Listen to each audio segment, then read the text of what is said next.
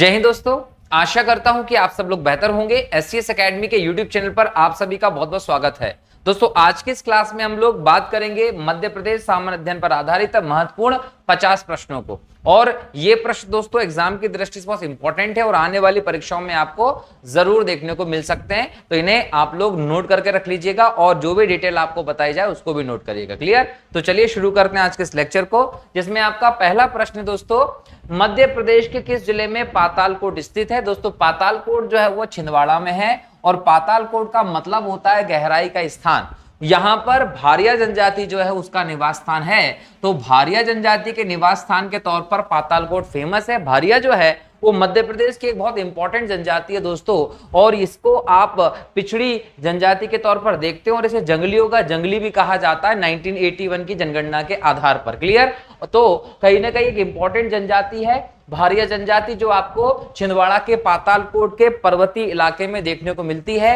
ये जनजाति दोस्तों आज भी जो आधुनिक जीवन पद्धति उससे दूर है, अपने आप को अपनी जनजातीय सभ्यता के साथ संस्कृति के साथ जीना ये पसंद करते हैं और किसी बाहरी व्यक्ति का इंटरफेयर इनको बिल्कुल पसंद नहीं होता। आजकल ये देखने को मिलता है कि ये जनजाति के लोग जो जड़ी बूटी संग्रहण का काम करते हैं जंगली क्षेत्रों में, गहराई के क्षेत्रों में, तो उस जड़ी बूटी को इकट्ठा करके 15 दिन में सप्ताह में एक बार के माध्यम से ऊपर आते हैं और ये बेचकर अपनी जरूरत की चीजें जैसे नमक आदि खरीद के वापस नीचे चले जाते हैं। इन्होंने क्या किया है कि सतपुड़ा के जो जंगली क्षेत्र है, यहाँ जो भी पर्वत है वहां पर पत्थरों की सीढ़ियां टाइप बना ली है, तो ये क्या करते हैं उन सीढ़ियों से ही ऊपर आ जाते हैं, जड़ी बूटियों को बेच के वापिस नीचे चले जाते हैं। तो इस प्रकार से अपने आदिम सभ्यता को आज भी सजे हुए हैं और मध्य प्रदेश की एक इंपॉर्टेंट जनजाति के तौर पर आप देखते हैं भारिया जनजाति को, जो छिंदवाड़ा के पातालकोट में आप लोगों को मिलती है। क्लियर दोस्तों? चलिए आगे बढ़ते हैं। अगला प्रश्न, मध्य प्रदेश राज्य में सबसे बड़ी जनजाति कौन सी है? दोस्तों आपका उत्तर है भील जनजाति। याद रखिएगा, भील जनजाति मध्य प्रदेश की सबसे बड़ी जनजाति और भारत की दूसरी बड़ी जनजाति है।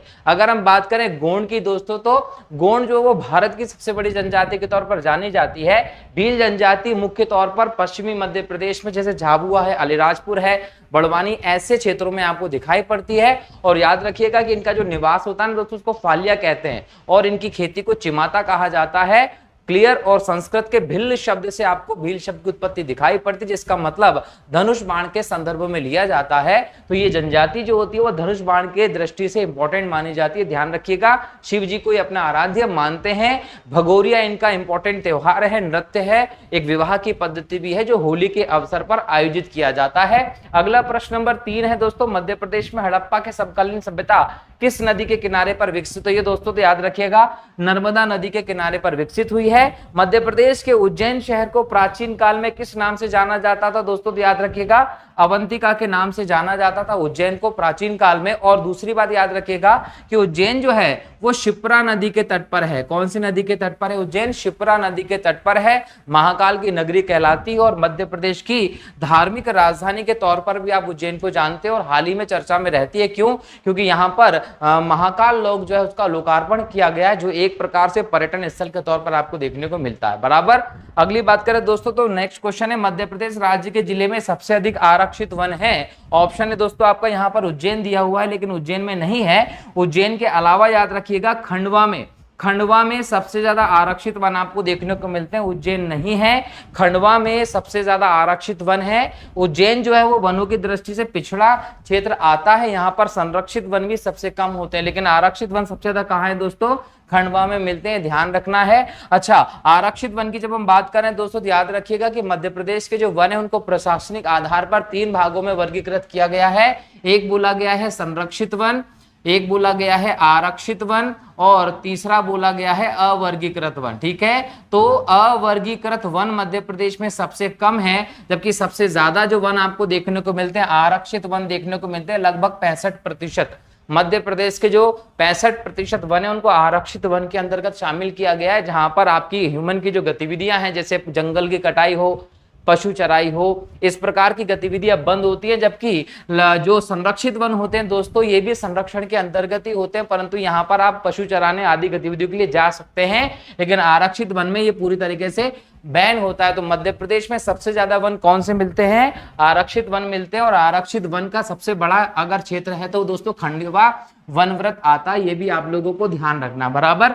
चलिए, तो ये हम लोगों ने वनों की बात कर ली है मध्य प्रदेश में, और इसके अलावा हम लोगों ने देख लिया कि उज्जैन का नाम पहले क्या था, सभ्यता कहां बनी, भील जनजाति और छिंदवाड़ा में हमने भारिया जनजाति की बात की। ठीक है, आगे देखते हैं। अगला प्रश्न है, प्रश्न नंबर 6 कहता है मध्य प्रदेश के किस शहर को बुनकरों का नगर कहते हैं। दोस्तों याद रखिएगा, बुरहानपुर। बुरहानपुर को बुनकर के नगर के नाम से जानते हैं, जो केला उत्पादन के लिए फेमस है, कपास उत्पादन के लिए फेमस है, नेपा नगर कारखाने के लिए फेमस है, चांदनी ताप विद्युत ग्रह के लिए फेमस है, और असीरगढ़ के किले भी फेमस है, और मालवा का दक्षिण से अगर हम देखें ऊपर आने के लिए तो प्रवेश द्वार भी कहा जाता है। और अकबर की 1601 में अंतिम विजय भी असीरगढ़ का किला दिखाई पड़ता है, जो कि आपको मध्य प्रदेश के बुरहानपुर में ही है, और बुरहानपुर ताप्ती नदी के तट पर है। ये भी आप लोगों को ध्यान रखना है, बराबर। अगला प्रश्न देखते हैं, प्रश्न नंबर 7 है। प्रश्न नंबर 7 कहता है कि मध्य प्रदेश की भील जनजाति द्वारा जंगलों को जलाकर की जाने वाली कृषि को क्या कहते हैं। और तो याद रखिएगा, चिमाता। जो भील जनजाति की कृषि होती है उसको चिमाता कहा जाता है।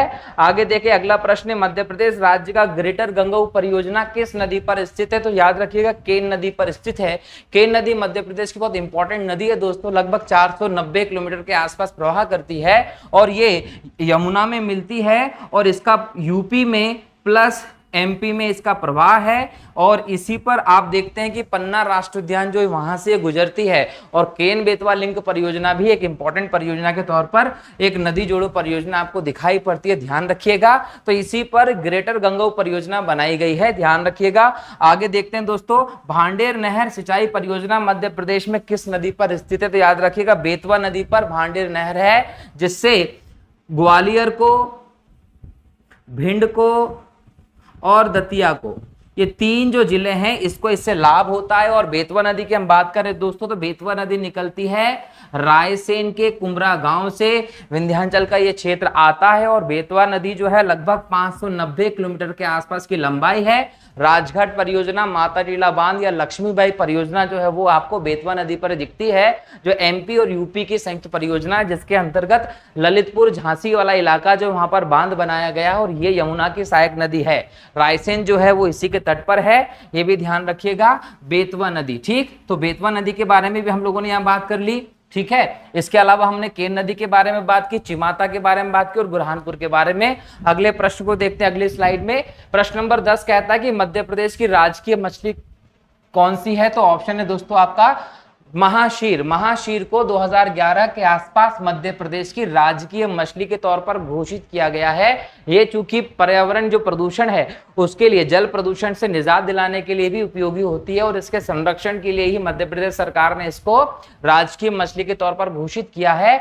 अगला प्रश्न कहता है कि मध्य प्रदेश के किस जिले को कपड़ों का शहर कहा जाता है। दोस्तों, तो इंदौर को कपड़े का शहर कहा जाता है, क्योंकि मध्य प्रदेश के इंदौर में कपड़े के बहुत सारी मिलें आपको देखने को मिलती है, जिसमें कल्याण मिल की हम बात कर ले या मालवा मिल की बात कर ले, तो इंपॉर्टेंट मिलें यहां पर दिखाई पड़ती हैं, जो 1934 में स्थापित की गई थी।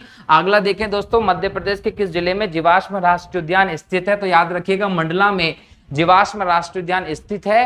ध्यान रखिएगा कि ये जो जीवाश्म राष्ट्रीय उद्यान, इसके लिए डिंडोरी भी याद रख लीजिएगा कि डिंडोरी वाला जो क्षेत्र है वहां पर ये दिखाई पड़ेगा। मध्य प्रदेश का सबसे छोटा राष्ट्रीय उद्यान है, जहां पर लाखों वर्ष पुराने आपको जीवाश्म देखने को मिलते हैं, और इसकी स्थापना 1983 के आसपास की गई थी। ठीक, चलिए आगे बढ़े। मध्य प्रदेश राज्य में इकबाल सम्मान दिया जाता है, याद रखिएगा रचनात्मक उर्दू लेखन के लिए दिया जाता है। राज्य का प्रथम ग्राम न्यायालय कहाँ स्थापित किया गया था। तो नीमच के झांतला ग्राम में ही मध्य प्रदेश का पहला ग्राम न्यायालय स्थापित किया गया था। ये भी आप लोगों को ध्यान रखना है। तो ये इंपॉर्टेंट फैक्ट्स थे। अब आगे बढ़ते हैं, अगला प्रश्न देखते हैं। अगला प्रश्न नंबर 15 है दोस्तों, मध्य प्रदेश राजस्व मंडल किस जिले में स्थित है। ग्वालियर में। सीएजी का जो क्षेत्रीय कार्यालय है मध्य प्रदेश का, वो भी ग्वालियर में है। मध्य प्रदेश पिछड़ा वर्ग आयोग का गठन किस वर्ष किया गया था दोस्तों। तो 13 मार्च 1993 को मध्य प्रदेश पिछड़ा वर्ग आयोग का गठन किया गया था, और इसका मुख्यालय आपको राजीव गांधी भवन जो है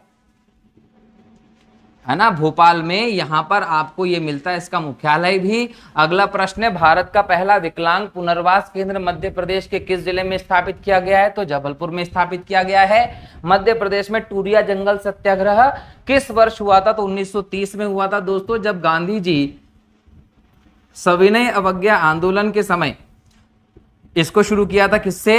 दांडी यात्रा से। तो यहां पर गांधी जी ने दांडी यात्रा शुरू की थी कहां? गुजरात में, साबरमती से लेकर तो नवसारी के दांडी गांव तक समुद्र तट पर जब नमक कानून तोड़ा है।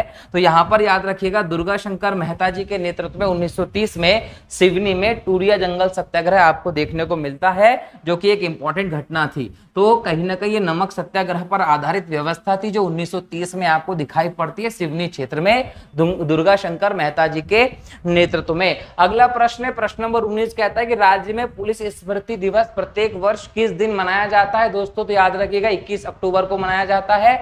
अगला प्रश्न है, प्रश्न नंबर 20 है, मध्य प्रदेश में नाट्यम अकादमी कहां स्थित है? तो याद रखिएगा उज्जैन में स्थित है, मध्य प्रदेश की धार्मिक नगरी में है। मध्य प्रदेश राज्य का प्रसिद्ध लोक नृत्य चटकोरा नृत्य किस जनजाति द्वारा किया जाता है? तो याद रखिएगा कोरकू आदिवासी जनजाति जो है इसके द्वारा चटकोरा किया जाता है। ये विशेष तौर पर पूर्वी मध्य प्रदेश में, दक्षिण पूर्वी मध्य प्रदेश में आपको मिलती है। प्रश्न नंबर 22 है दोस्तों, 7 मार्च 1953 में प्रथम पंचवर्षीय योजना के तहत मध्य प्रदेश राज्य में गांधी सागर बांध का शिलान्यास किसने किया था? तो याद रखिएगा पंडित जवाहरलाल नेहरू ने किया था। ये वो समय था जब 1954 के आसपास चंबल नदी घाटी परियोजना, याद रखिएगा चंबल नदी घाटी परियोजना जो है उसकी आधारशिला रखी जा रही थी, जो कि मध्य प्रदेश की पहली बहुउद्देशीय परियोजना थी। एग्जाम में पूछ लेगा कि मध्य प्रदेश की पहली बहुउद्देशीय नदी घाटी परियोजना कौन सी थी? तो याद रखिएगा चंबल नदी घाटी परियोजना थी, जिसके तहत अलग अलग 3 चरण हुए। पहले चरण में गांधी सागर बांध जो मंदसौर में बनाया गया था और इसकी आधारशिला रखी थी तत्कालिक प्रधानमंत्री पंडित जवाहरलाल नेहरू जी ने। इसके बाद यहाँ पर आपको राणा प्रताप सागर दिखाई पड़ता है चित्तौड़गढ़ में, उसके बाद जवाहर सागर दिखाई पड़ता है कोटा में। ठीक है, तो ये अलग अलग चरणों में 3 परियोजनाएं, 3 बांध आपको दिखाई पड़ते हैं चंबल नदी घाटी परियोजना के अंतर्गत, जो कि मध्य प्रदेश की पहली बहुउद्देशीय नदी घाटी परियोजना थी। अगला प्रश्न है दोस्तों, प्रश्न नंबर 23, मध्य प्रदेश की पहली नगर पालिका कहां स्थापित की गई थी? दोस्तों तो याद रखिएगा दतिया में 1907 के आसपास की गई थी। और अगर नगर निगम की बात कर ले दोस्तों तो लगभग 1864 के आसपास जबलपुर में पहला नगर निगम बना था। अगला प्रश्न है, मध्य प्रदेश का विधि पुरुष किसे कहा जाता है? तो कुंजीलाल दुबे जी को मध्य प्रदेश का विधि पुरुष कहा जाता है। अगला प्रश्न है, मध्य प्रदेश में राष्ट्रीय ग्रामीण रोजगार गारंटी योजना कब लागू किया गया था? तो सही उत्तर है दोस्तों 2 फरवरी 2006 को, क्योंकि 2005 में इसका अधिनियम पास किया था और अधिनियम बनाने के बाद 2006 में इसको योजना के तौर पर लागू किया गया था। प्रश्न नंबर 26 है, मध्य प्रदेश में ग्राम स्वराज योजना लागू कब की गई थी? 26 जनवरी 2001 को की गई थी। अगला प्रश्न है, राज्य के प्रथम लोकायुक्त कौन थे? दोस्तों तो याद रखिएगा मध्य प्रदेश के पहले राज्य लोकायुक्त जो थे वो पीवी दीक्षित साहब थे। ठीक है, पीवी दीक्षित साहब को आप लोकायुक्त के तौर पर देखते हैं।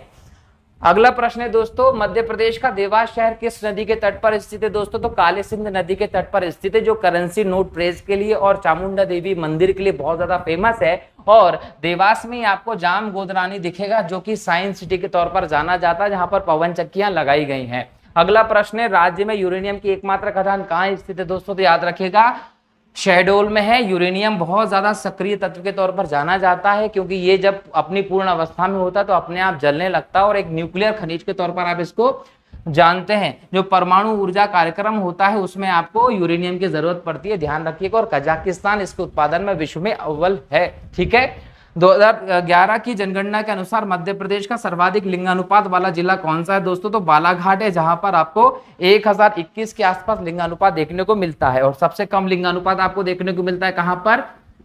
भिंड में। अगला प्रश्न है दोस्तों, मध्य प्रदेश के किस स्थान पर भारत का प्रथम जल सत्याग्रह हुआ था? तो याद रखिएगा मध्य प्रदेश के खंडवा जिले के घोगल गांव में पहला जल सत्याग्रह हुआ था। ठीक है, तो ये आपको लिख लेना है ताकि एग्जाम में यहां से प्रश्न आए तो तुरंत आप लोग लगा दें सही उत्तर। ठीक है, चलिए अगला प्रश्न देखते हैं। प्रश्न नंबर 32 कहता है कि मध्य प्रदेश राज्य में महिला आयोग का गठन किस वर्ष किया गया था? तो 23 मार्च 1998 को महिला आयोग का गठन किया गया था, जो कि राजीव गांधी भवन भोपाल में है। अगला प्रश्न है, मध्य प्रदेश में पंचायत राज अधिनियम लागू किया गया था? तो 25 जनवरी 1994 को लागू किया गया था। दिसंबर 1993 को उसको पेश किया गया था और उसके बाद ये 25 जनवरी 1994 को लागू हुआ था, जो कहीं ना कहीं 11वीं अनुसूची और 73rd कॉन्स्टिट्यूशनल अमेंडमेंट का प्रभाव रहा है।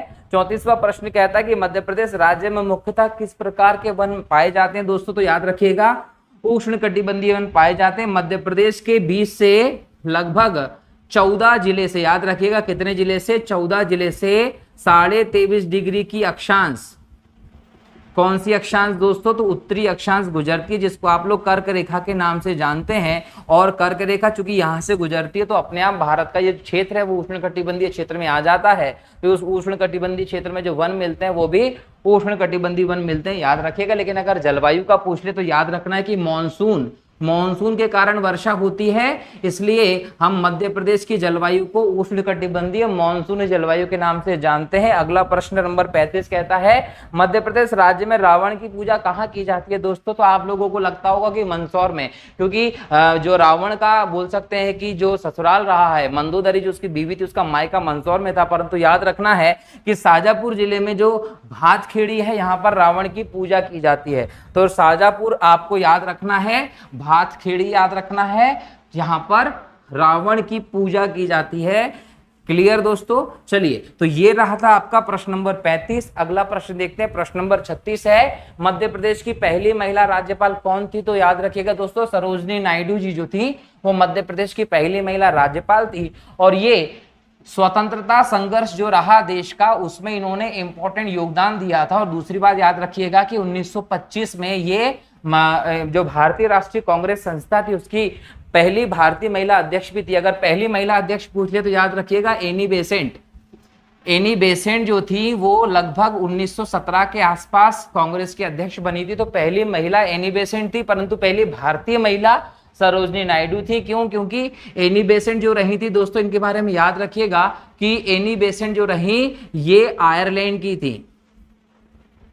ठीक है, चलिए आगे बढ़ते हैं। अगला प्रश्न है सतपुड़ा की रानी किसे कहा जाता है दोस्तों, तो पचमढ़ी को सतपुड़ा की रानी कहा जाता है, ये आप लोगों को ध्यान रखना है। पचमढ़ी जो है दोस्तों होशंगाबाद क्षेत्र में आता है और सतपुड़ा का क्षेत्र यहाँ पर है। और इसी पचमढ़ी को जहां पर पांडव की अलग अलग 5 गुफाएं मिलती है जिसके आधार पर यहाँ बोलते हैं कि पचमढ़ी जो है वो इसका नाम पड़ा, तो ये सतपुड़ा की रानी कहलाता है। बहुत खूबसूरत जगह। और यहीं पर आपको धूपगढ़ याद रखिएगा, धूपगढ़ जो है वो यहाँ पर लगभग 1350 मीटर ऊंची मध्य प्रदेश की सबसे ऊंची चोटी है। सतपुड़ा की सबसे ऊंची चोटी जो महादेव पर्वत श्रेणी का हिस्सा है। और यहीं पर आपको तवा नदी भी देखने को मिलती है जिस पर आपको Duchess fall, silver fall, bee fall आदि भी पचमढ़ी में मिलेंगे। अगला प्रश्न है दोस्तों मध्य प्रदेश का कौन सा राष्ट्रीय उद्यान ISO 9001 2008 पुरस्कार पाने वाला भारत का पहला राष्ट्रीय उद्यान है, तो याद रखिएगा वन विहार राष्ट्रीय उद्यान ने यह पुरस्कार पाया था, जो भोपाल में और शहर के बीच में स्थित एकमात्र राष्ट्रीय उद्यान भी है जहां पर सर्फ उद्यान आपको देखने को मिलता है। तो सांपों के लिए उद्यान भी यहाँ है